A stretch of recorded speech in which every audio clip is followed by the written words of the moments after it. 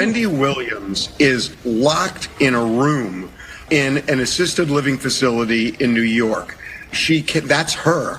The only way I could interview her was to have a camera on the street because we can't get a camera in. She can't really have any visitors.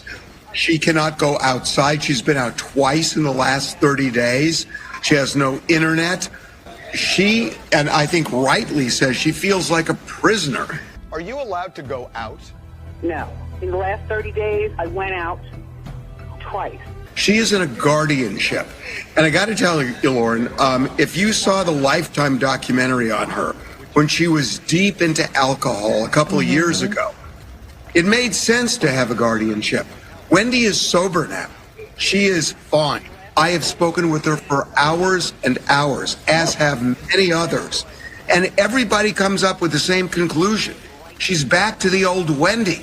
Yet, she's not only in a guardianship, it's a guardianship that has essentially locked her up and thrown away the key. She has been diagnosed with something called frontotemporal dementia. That's what Bruce Willis has. That condition never gets better. It only gets worse. There is a similar diagnosis called alcohol-induced dementia. That can get better. Wendy is an alcoholic, and she was deep into alcohol.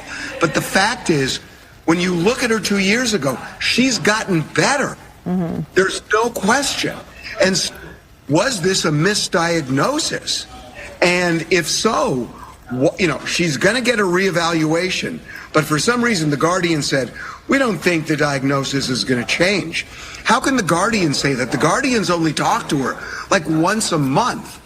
And I got to tell you, I've talked to her for hours and hours and hours over the last month. And this woman is better. She needs a sober coach. I don't think she needs a guardian. This is a country where you're supposed to have freedom unless there's something really extreme, and she's not there anymore.